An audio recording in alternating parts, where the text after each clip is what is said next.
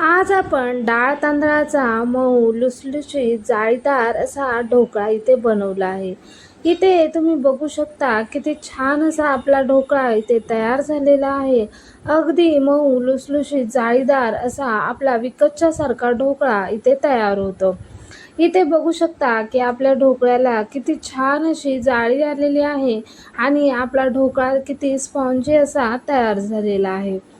त्यासाठी मी इथे एका भांड्यामध्ये 2 वाट्या इतके तांदूळ घेतलेले आहेत. इथे तुम्ही कोणतेही तांदूळ वापरू शकता. मी इथे रेशनिंगचेच तांदूळ वापरलेत. त्याच वाटीने 1 वाटी इतकी चणा डाळ यामध्ये मी टाकली आहे. आता त्याच वाटीने अर्धी वाटी इतके पोहे टाकलेले आहेत. हे सर्व छान स्वच्छ धुवून घ्यायचं आणि भरपूर पाणी घालून 5-6 तास भिजत ठेवायचं. मी इथे रात्रभर हे भिजत ठेवलेलं होतं.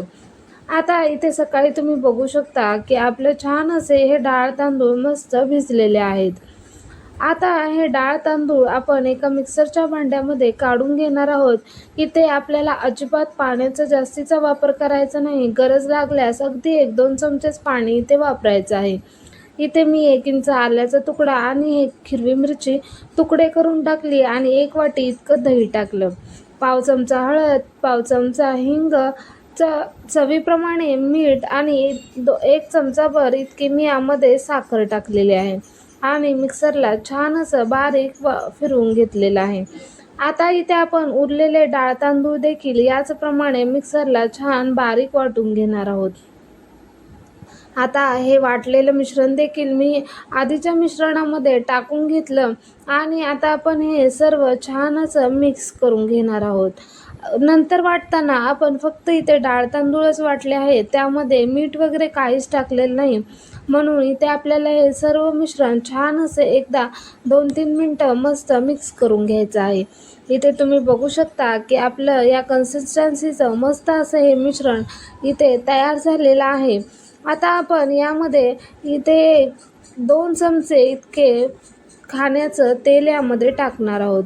पोहे खायचे जे चमचे असतात त्यातनेच मी इथे 2 चमचे इतके तेल यामध्ये टाकलेलं आहे. त्यामुळे आपला ढोकळा छान असा हलका तयार होतो. इथे मी 1 इनोचा सॅशे टाकलेला आहे. इथे तुमच्याकडे इनो पॅकेट नसेल तर तुम्ही अर्धा चमचा खाण्याचा सोडा जरी टाकला तरी देखील चालेल. इनो इथे छान मिक्स करून घ्यायचा. त्याआधीच इथे एका ताटाला मी तेल लावून घेतलेलं आहे आणि एका कढईमध्ये पाणी देखील गरम करण्यासाठी ठेवून घेतलेलं आहे. आता हे सर्व मिश्रण ह्या ताटामध्ये छान असं टाकून घेतलेलं आहे.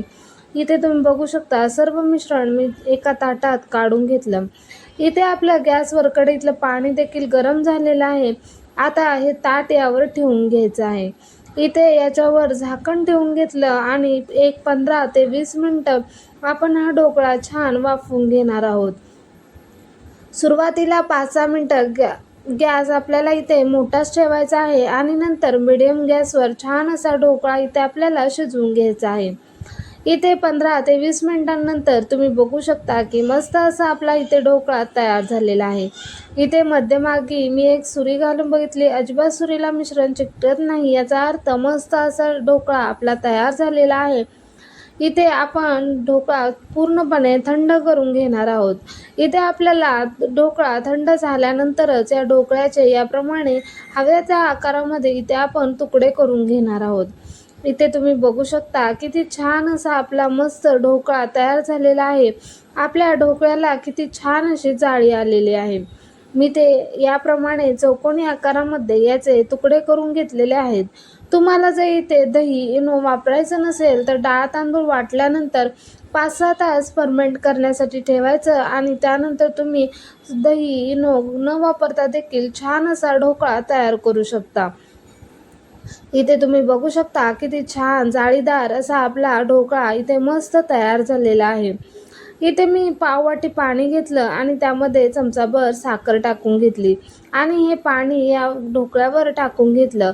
अशा प्रकारे हे पाणी टाकल्यामुळे आपला ढोकळा हा खाताना घशात अजिबात अडकल्यासारखा वाटत नाही. मस्त असा मऊ लुसलुशीत आपला असा हा ढोकळा खाताना देखील लागतो. आता या ढोकळा मस्त असा तयार झालेला आहे. आता आपण यावर एक फोडणी देणार आहोत. याच्यावर फोडणी टाकल्यामुळे आपल्या ढोकळ्याची चव आणखीनच वाढते आणि मस्त असा आपला ढोकळा चवीला लागतो.